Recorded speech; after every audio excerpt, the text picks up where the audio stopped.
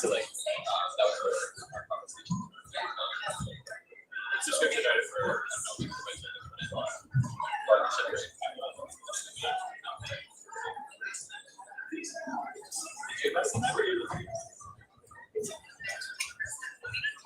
You're welcome to start. Hi, ready when you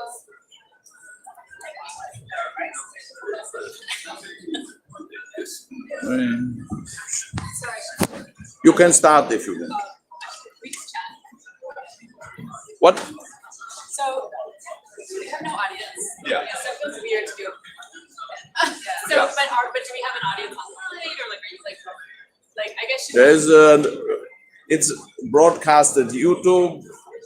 It's also later available. It's a video on demand. You can also. So we should record it as if it will be replayed or something Yeah. like this. Yeah. As a reference. Yeah, we can do that, right? Yeah. Do that? Yeah. So Okay. I just wanted to like, just because it's awkward, right? It's not like, especially for the air. Yeah, thanks for doing the podcast. Yeah. But to the back to the audience is not very kind. I was just like going to run at some point. That's why I sit here. But As an exit from I am. Thank you. So no, Thank you very much. Okay, I didn't want to be like, whoa. If you know what I mean? If it's like, okay. It's like I go into deep moderator pause. Yeah. Hello, audience. That exceeds the size of, like the panel exceeds the audience. Anyways, but hello. They count. Yes, hello online. All right, okay, we can. Welcome everyone. My name is Veronica Chow, and I'm delighted to be moderating this panel. I'll just provide a little bit of context, but then we can get right into it. And what I'll encourage each of you to do is introduce yourselves as you're called into the discussion. But we're here today to talk about the role that VCs play in accelerating climate solutions in the built environment. And just to kind of ground us in this discussion, some numbers that I found particularly startling is the number 13,000. 13,000 is the number of new buildings we need to build per day to accommodate a growing population between now and 2050. The bulk of which will, be in emerging and developing economies as well. And of these buildings, they will comprise 40% of emissions globally, 30% of which is in their operating emissions, 10 to 11% is in the embodied carbon, right? So we have in many ways two opportunities. How do we build the future, but build in such a way that it creates a better future, that is a low carbon future?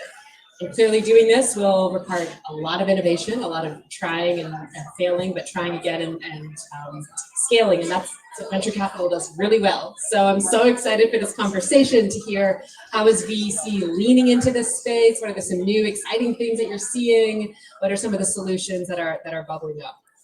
So we'll look at some of the challenges and opportunities, but hopefully also some points of inspiration and optimism, which I think we all need these days. All right, so why don't we just start with, you can introduce yourselves, but also as you're introducing yourselves, talk to us about 2 to 3 thesis areas that reduce emissions or risk in the built environment that you're most interested in right now. Great. My name's Laura Fox. I'm the co-founder of Street Life Ventures. We're an early stage fund, so invest in pre-seed, seed stage technologies, all B2B at the intersection of cities and climate, and cover 5 main sectors, so mobility, logistics, buildings, energy, waste and water, and adaptation, both as the kind of core drivers of emissions in cities and the core drivers of risk. VCs against each of those, but maybe just a couple to give really quickly. On the mobility side, we are especially interested on the logistics portion of that. So when you look at transportation emissions, largest source of emissions globally, second largest within cities, and then logistics are 30% of that today and expected to double over the next 10 years. And so we're interested in things that do everything from move some of those loads into smaller vehicles, covering both middle mile and last mile, interested in predictive maintenance, financing solutions that help people make that transition, and a number of others. On the building side, which I know is a thesis area that we all share, and I think others here will speak even more in depth given their own expertise.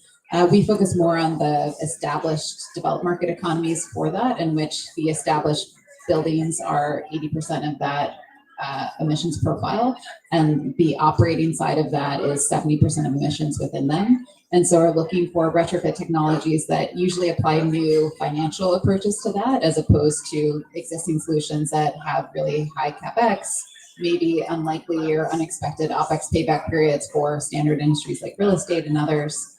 And then on the adaptation side, I think this has been really exciting to hear adaptation discussed so much at this COP. I think it has felt refreshing hearing it from larger banks and others. We focus on that as, largest source of risk.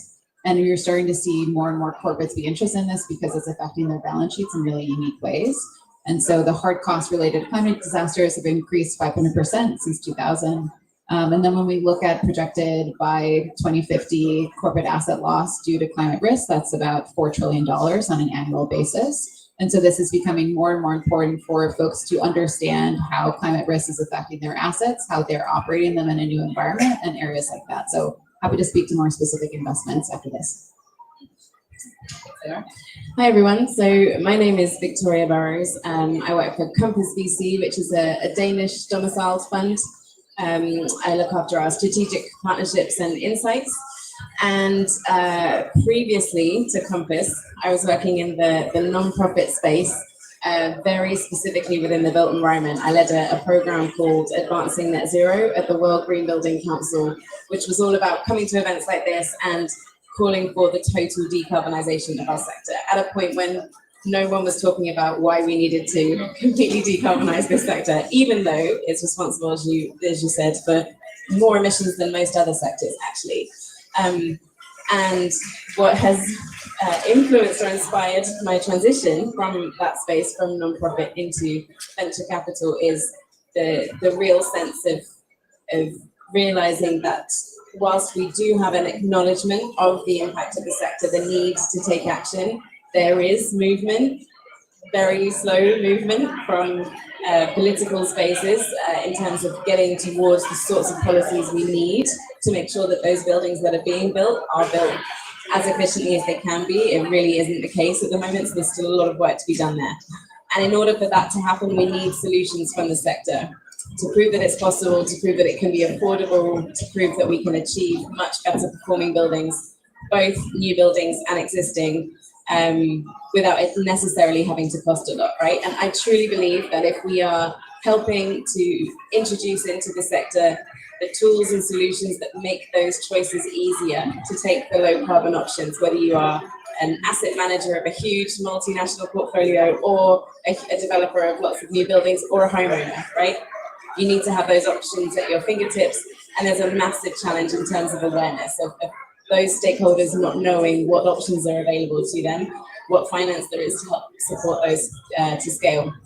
And so Compass invests in technologies that help to decarbonize and improve efficiency and productivity, and also support business risk resilience across the built environment and manufacturing spaces specifically, which means we're a very specialized fund.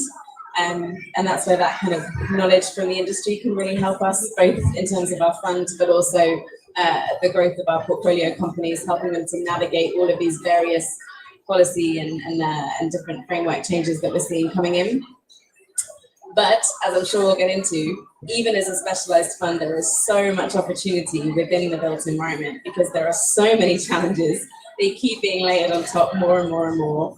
We're now having this focus on adaptation, but we still haven't gotten to the basics of energy efficiency and tackling emissions from, cement and steel, for example, that are responsible for a huge portion of the emissions that you mentioned earlier. So that's why I'm excited to be now in this space and super happy to be here. Thank you.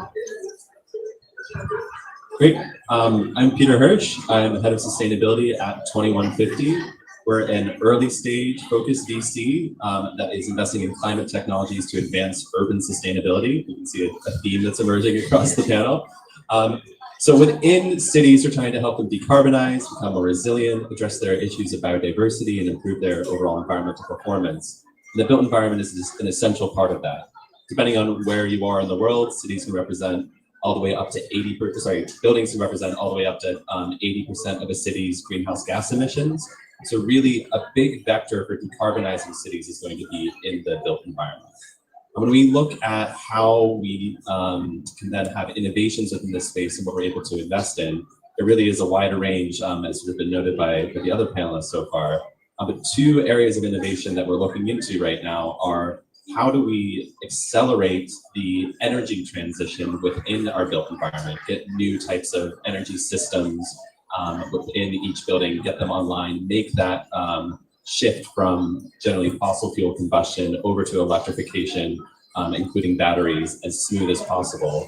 And then the second part is, once you have that in place, what can you do when you have a fully electrified system to then improve overall grid operations?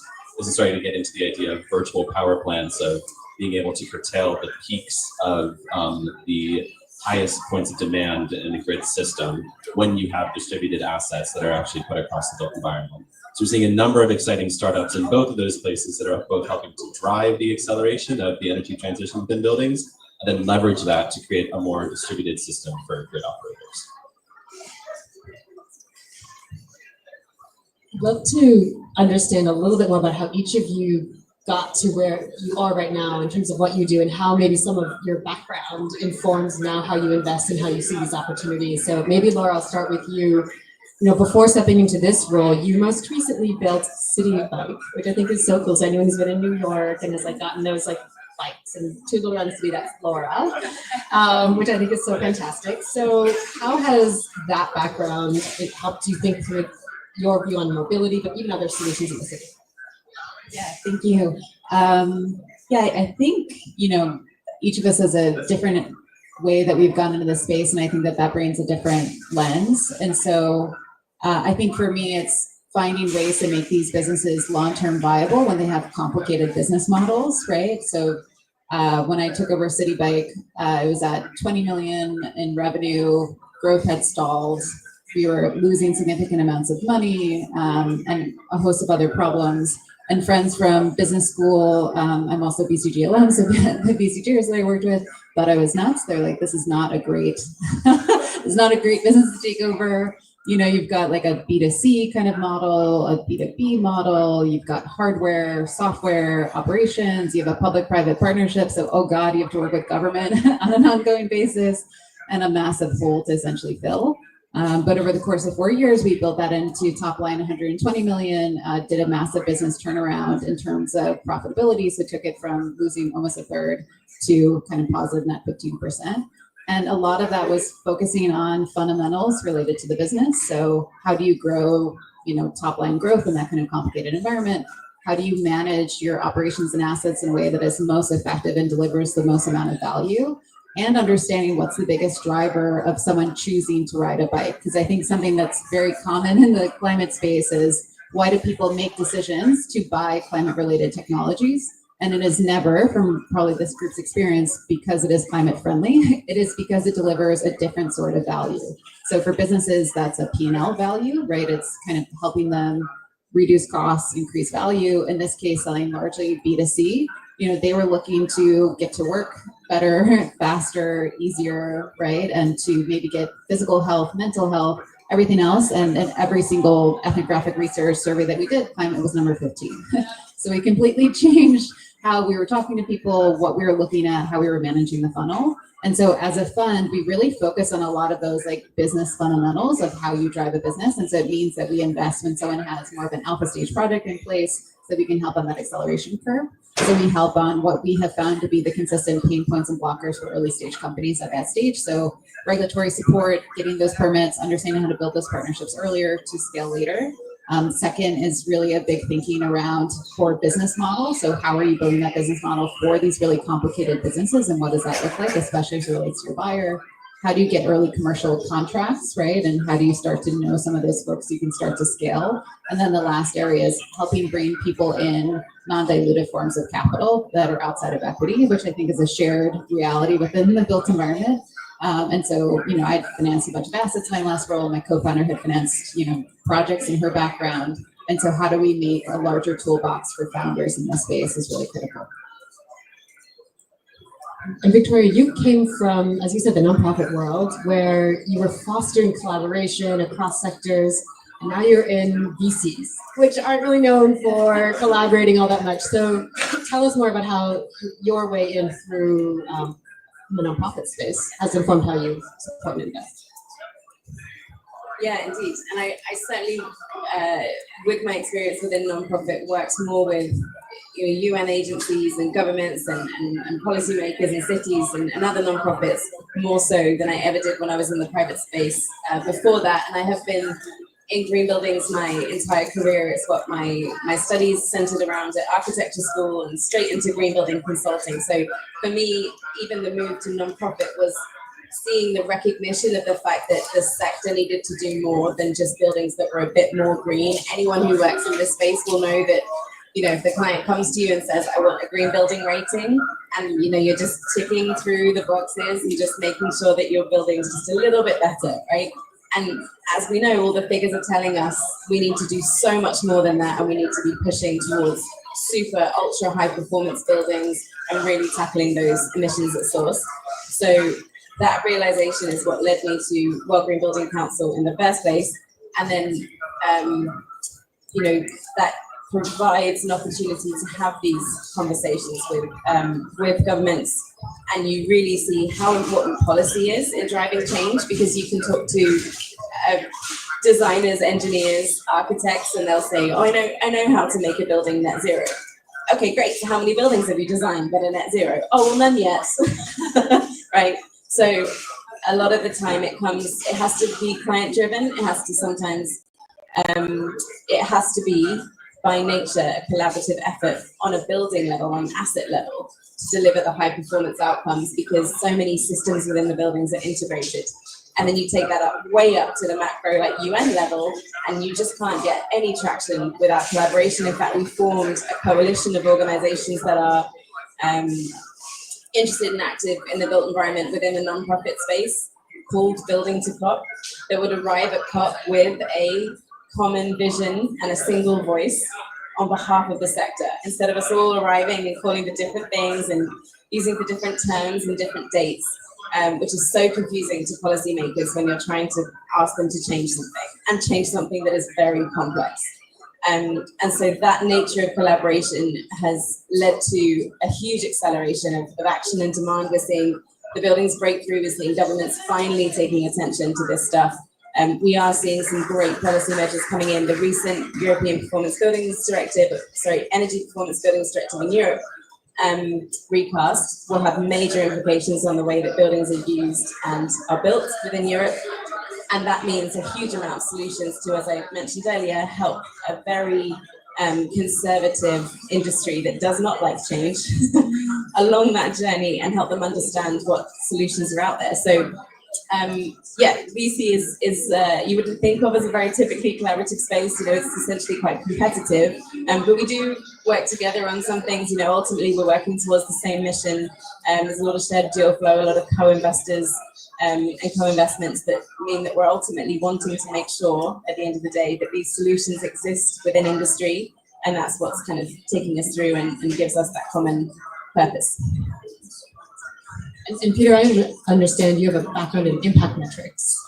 Sort of, yeah. Sort of. All right, fantastic. So can you just tell us about, in your investing, what kind of impact are you looking for? How do you work with your different companies to measure it? Yeah. So my background is I came from the development bank world. I used to be at the European Bank for Reconstruction and Development, where impact and essentially the development agenda is an essential part of anything that the MBBs do. You have to understand, if you're going to be particularly investing in climate, which I was focused on there, what are the actual impacts of the investment? And before you have any form of feasibility study that's started, do you have conviction that you're really going after the right solution? It's not that surprising that when you're in the climate space in VC, you should be asking the exact same questions. If we're going to be backing a solution, let alone a company, is this something that really is going to be driving the change when it comes towards advancing our pathways towards the Paris Aligned goals? Is this a technology that ultimately is sustainable from where it will be drawing its resources as it scales up? These are questions that we're asking ourselves even before we get into sort of basic due diligence of the company. So then when we dive into understanding, is this ultimately the right company that we should be backing? Is this a solution that is really scalable? We have this deep conviction that not only do we think this is a great business model, but it's something that's sort of within the boundaries of both a sustainable and sort of feasible economy, that we'll be able to see a proliferation of this product or business model to the scale that VC should want. So to be a little bit more specific, if you want to use an example, we have a company that we've invested in direct air capture, which could be slightly controversial to some who see it, but we see it as an essential part of one of the many tools that we're going to need to get to net zero. When we did the due diligence on that company, we had deep conviction that this is going to be the most energy efficient direct air capture company that's going to be on the market. The company is called Mission Zero Technologies. And we had to look into not only how much energy is it going to consume, what the chemicals it's going to consume, what's the water it's going to consume. So if we know if this is going to get to a gigaton scale all the way maybe up to 2040, what would that mean in terms of water consumption? What would that mean in terms of chemicals that are going in? Is there enough in the supply chain? Would they even be able to physically scale to that degree? So when you have that sort of, I guess, techno-economic vision of what a product is, you then can build a pretty good understanding of what the impact of it is going to be. So we know for every amount of inputs that this product is going to have, a certain amount of CO2 benefit is going to come out. That's something we track with all the companies. We make it an essential part of how they both sell their products, communicate to investors, and ultimately articulate their value as a company. Love to go a little bit deeper in terms of how you make investment decisions. And would be so curious to hear what are some of the criteria you use, and if you could like push beyond the obvious a little bit and maybe call to mind like what are you really looking to, put a company either on like proceed or not proceed? Like where do you really drill down to make some of those judgment calls?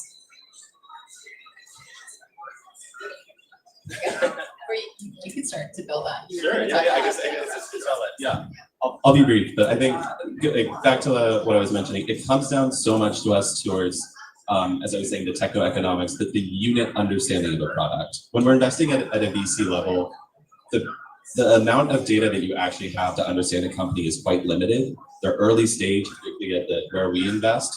So we're not going to have huge, robust field studies of this product exactly performs in situ in this way. We have academic papers, we have their pilot tests in labs, and we have initial sort of consultants analyses that we're able to dig into to give us a sense of what this unit impact is going to be. And that really drives a lot of our decision making. That if we can understand at the individual product level what the science of it is and how it actually delivers on the challenge that it says it's addressing, we can then build conviction that is it a scalable business model. So as long as the unit works, then the question comes into what's your go-to-market strategy? How quickly do you think you can scale? How would you actually scale? That becomes more typical VC questions, but that initial gate focuses a lot on that unit understanding. Yeah, perhaps I can build on that. Very similar approach because we're also an early stage investor, but we also need to be thinking about what are the biggest headaches that the sector has in trying to deliver some of these things in terms of built environment and manufacturing. We have some solutions that might not necessarily on paper deliver immediate impact, certainly not that we can determine at a very early stage, but we know it's going to enable more action, or it's going to enable solving a solution that the industry has. And for that, we need to have those conversations with industry, to know what those challenges are, to bring in experts as part of our due diligence process, to be able to read those policy signals as much as we can rely and trust on those for giving us the long-term vision. But we have made an investment recently in a company called Treble from Iceland, which is actually acoustic simulation software for buildings. And when we published our Why Did We Invest in Treble piece, we started it with, have you ever been in a restaurant trying to have a conversation with someone next to you and you can't hear them, right? So like unit economics, yes, but also like genuine challenges that the sector is facing on a daily basis. Like we really have to be unlocking those solutions, and sometimes they can be quite surprising, right? Yeah, I love this discussion because this is actually something I tell founders to ask VCs when they have their first meeting too, right? It's like, what's the criteria that you use to make an investment? Because that's how their entire process will run. And I think what I've heard is consistent is like everyone has almost like a gating function to that process. So for us, our framework has 3 parts. It's like, does it matter? Can they do it? And can it scale? And the does it matter is the gate. So under does it matter, is there an actual industry pain point that this is solving that is acute? Because in a B2B sales cycle, businesses are not going to buy solutions that don't solve a pain point that they have, right? Because you're talking about P&L impacts. And then it gets to like, is it a large enough market? And then what's the climate impact, right? And so like those 3 things are gates for us to even move forward. And we'll take a look at a deck even before having a first conversation. If it doesn't meet that criteria, we don't have the conversation, and we let the founder know, hey, this is really exciting. Here's other investors that you could consider. And so then you get into like, can they do it, right? Do founders have a unique insight into that market and a unique ability to kind of spot that problem, experience selling into that customer? What does that look like? Have they built that? And then under the can it scale, we get into a lot of the kind of business level drivers that we're talking about here, which is like, we use a framework that IDEO published a long time ago. I've used in most stages of my career, which is like feasibility, desirability, viability. So feasibility, again, VCs vary quite a bit in how they think about feasibility. So for us, because we're most effective as investors in scaling technologies, we look for a product to have an alpha level of development. So we're not the best investor to take high scientific or technical risk, but we're a great investor to help you scale the business. The second piece under desirability, we break that down into like, what's the kind of ethnographic research that the team has done? How well do they know their customer? What kind of unique user kind of experience studies have they done that have gotten real insights from that customer and pilots? And then, what's the commercialization pipeline look like? And so for us, we want to see, 3 pilots done. They don't have to be completely done, and an understanding of like how you get to revenue at a certain point. And then viability all comes down to unit economics as we think about scaling these. So I just think it's an important thing as a founder to understand how an investor is thinking, because if you have a high degree of scientific risk, there's actually a ton of investors that are a great fit for you and a ton of investors that are not. And that can be a unique differentiator. Yeah, maybe just picking up on this, any other advice you'd offer to founders who might be watching on YouTube or even here in the audience? Yeah, well, just thinking about what Laura just said about what the founders need from their investors, right? It's a really untapped sort of conversation, if you like. And I'm quite new into VC, right? I joined just over a year ago. I met Peter in my first week during Climate Week New York last year, do you remember? And so I've been on a very, very steep learning curve about how VC works. And it's really striking to me that, it is actually a case of founders choosing the investors, right? As much as the investors do that due diligence and find that it's a right fit for them, whatever their investment thesis and criteria are. And in many cases, the founder also needs to look at that combination of investors at the cap table and to know what it is that they also offer in addition to that financial support. So Laura touched on it a little bit earlier, but for example, what I can help with as part of the value creation side of the fund is to, and part of our platform team, we have a platform team of 4. Some funds don't have a value creation or platform team to provide that additional support, and that's okay, right? Sometimes founders also need investors that are providing that financial support to complement the other investors. And so, it might be things like navigating policy regulations and changes, or what a certain regulation is going to mean for founders in the future, possibly before they're ready to think about it, right? Because these, especially policy frameworks that have massive potential to drive demand for their solution, might take many years to actually hit the ground. And founders and startups think on much shorter term timelines, right, to make decisions. So being able to help them navigate that, being able to help them navigate things like going to Climate Week and knowing who to meet with, what events to go to, what to prioritize based on what their objectives are, we're finding is very, very helpful to be able to offer that to our founders in addition to some of that support. So another thing that we tend to suggest is that founders are asking the investors of what additional support can you provide to me in addition to the capital. Yeah, I think you're spot on that. But the one sort of thing that I would add to that though is because we're focused on the climate space, I think there's a little bit of even more information that founders can have before they approach VCs. When you start to have climate investors like ourselves, we have a number of materials that are public in terms of how we articulate our mission, what type of companies we're looking for, what stage we're investing in. Not only that, we now have a sort of really robust portfolio of the kinds of companies that we invest in. So you can imagine if there's a company that's working in the renewable space, you can look at our portfolio and say, are there other sort of analogous companies where you could have complementarity, where you can learn from some of the lessons that these other companies that may be ahead of them in their scaling journey can be beneficial as those companies have come into the portfolio. So there's a lot of, I think, information that's out there for founders that can give them a good sense of ultimately is this VC, and hopefully we are a partner that's really going to help these companies through their journey and be quite additional with our capital. And I think that looking at that mission side of things, us focused on urban sustainability, the LPs within our network that are also commonly trying to drive innovation in the built environment and industrial spaces, this helps to give a good sense that ultimately this is going to be a good partnership for these founders as they come on board.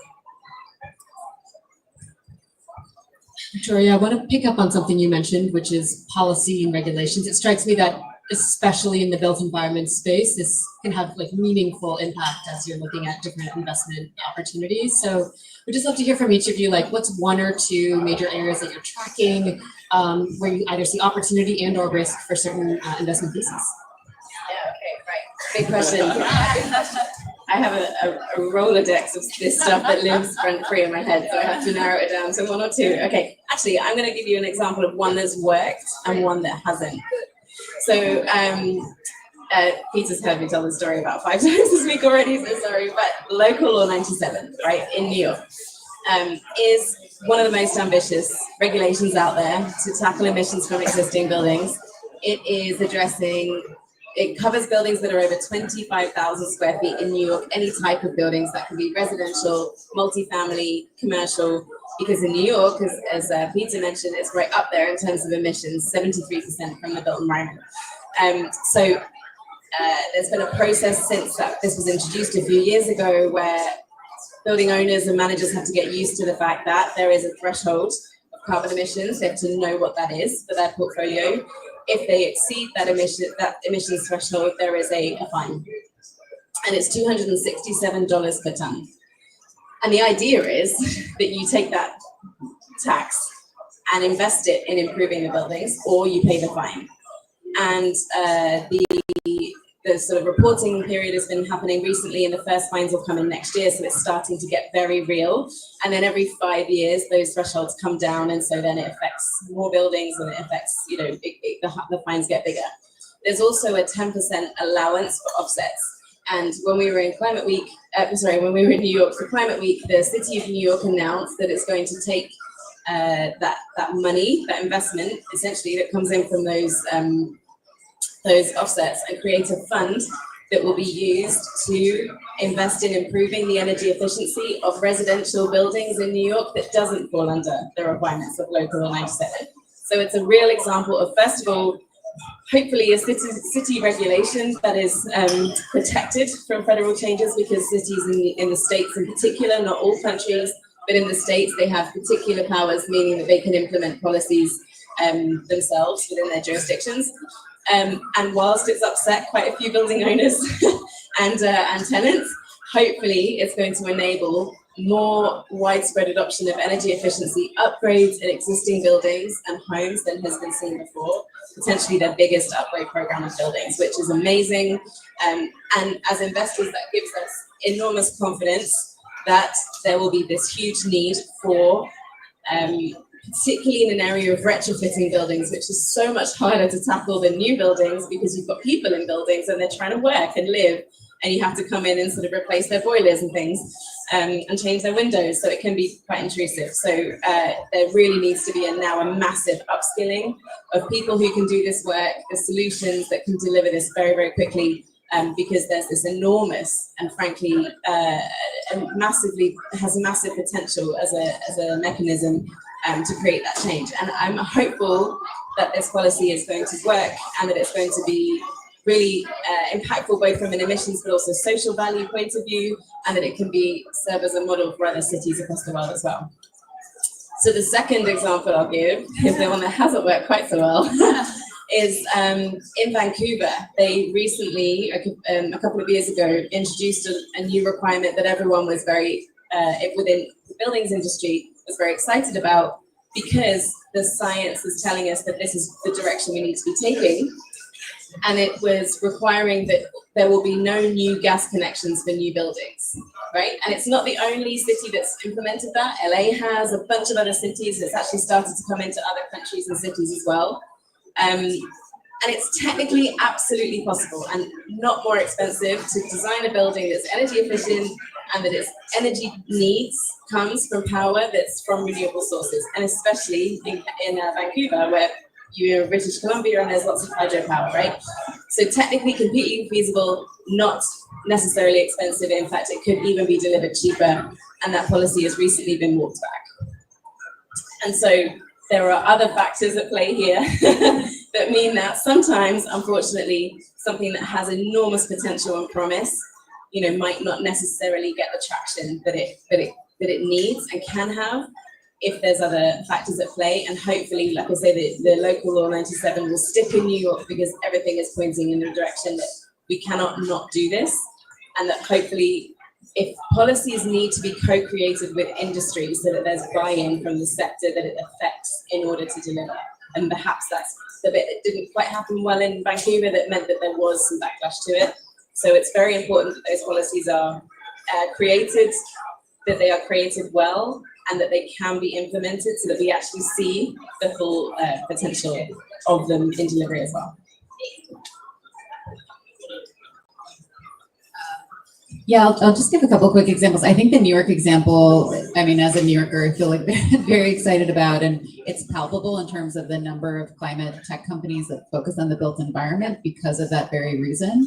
And you've seen a upsurge of that. And Local Law 97 has been adopted in about 100 other cities across the US now. It's moving forward in terms of like the teeth that Victoria was mentioning, that the law has in New York has not yet been adopted in these other cities, but there's an intentionality behind that. And so I think when we look at a changing political kind of system within the US, this was occurring at the exact time of the last administration. And so we can expect a doubling down by cities to be occurring in this second administration that's been in place as well.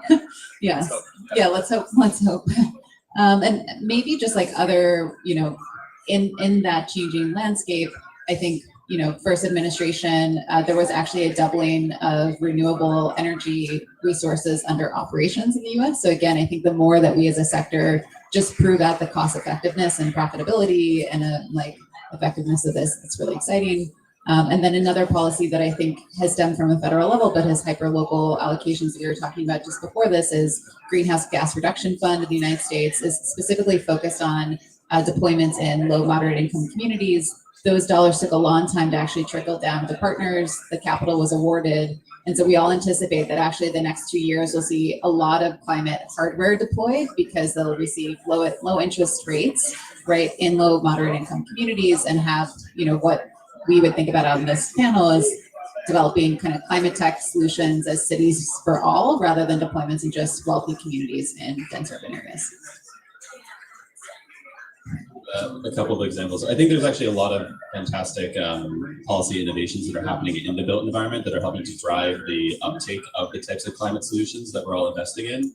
But two good examples, Dorian mentioned the EPBD in Europe, but also sort of a step further than that in a couple of countries. They're not only looking at operational emissions limits within buildings, they're also looking at embodied emissions limits. Particularly this is happening in Denmark and Sweden, where they're the most progressed. Both of those regulations are actually creating financial incentives for building developers and owners to go greener. Specifically, if I'm a building owner and I build to an emissions level, either on operational or embodied, that's well below the thresholds for both of these regulations. That is a less risky asset seen in the views of banks. So they are actually getting discounts on their loans compared to ones that are higher emission, as they know it's going to be an easier asset to sell. 2150, we're part of a larger investment platform called Urban Partners with a private equity and real estate arm. That arm is starting to see some benefits from Danske Bank specifically because the embodied emissions of their assets is lower than their competitors. So there's a direct financial incentive when you start to think, how are we going to get these green innovations into the built environment in terms of how financially viable my asset is in the long term. But sometimes, though, policy is a roadblock. And we are seeing at times, particularly around, I think, material specification, that it really can be tough to then bring in innovation. Cement and concrete is a great example of that, where specific countries have a certain quantity of traditionally manufactured cement that needs to be in the mix in building foundations and the structures. When you have new types of cement that's chemically equivalent to OPC, that are coming in through innovations in the types of companies that we're investing in, that still can't be used because the regulation says it had to have come from a fossil fuel source. That's just an impediment to any type of innovation. So I think we need to start thinking about how we have these entrenched building codes that are preventing the best parts of how we're accelerating this industrial transition to bring these new materials into the built environment. I could just, well, sorry, you might say what I'm about to say, but like maybe that's an opportunity for how we can collaborate, right? Is because we all face that exact same challenge. That if you think about how many issues and how many challenges there are in the built environment, if you're building a new building as one part of that challenge, we also need to be exporting a lot of these ideas to developing economies where we're expecting all that growth to happen, right? Where they don't necessarily have energy codes. So again, we need to be creating access to these solutions as big scaling challenges. And if we are running against these roadblocks, then, you know, because for very specific things that are a massive part of the problem, something like cement needs lots of different types of solutions to replace traditional cement. Like it's not just going to be a case of one of ours is going to win out, right? So we are all invested in making sure that there is the enabling frameworks and the enabling environment, both from policy standards and corporate demand, that will help scale up these solutions. Because ultimately, again, we're all working towards the same mission. So that, like, call out to all of us, let's get on with it, right? I'll just add like one quick other example. I think because so much of regulations come down to a hyper local level, right? So you can have federal level, country level regulations, but to actually get something in the ground is so local. And so I completely agree on this collaboration point in that every city has its own fire department and building code and others. And if one city is approving, like CLT, right? And one city is approving different types of battery for on-site storage, right? How do we help promulgate that and bring that to other places and cities? And that is oftentimes not a message that cities are interested in hearing from private sector. And so I think we've traditionally seen that partnerships with nonprofits and others who can help bridge that both language gap and trust gap can be a really essential part of doing that work. Final question, just to close us out. Laura and I were at a dinner last night where we were invited to each make an ask as we are each, moving forward and continuing our work. So if there's an ask you could put out both to this audience, the audience online, what might that be? I have a very specific thing that I thought about after I was asked a similar question yesterday, and I wish I'd said yesterday.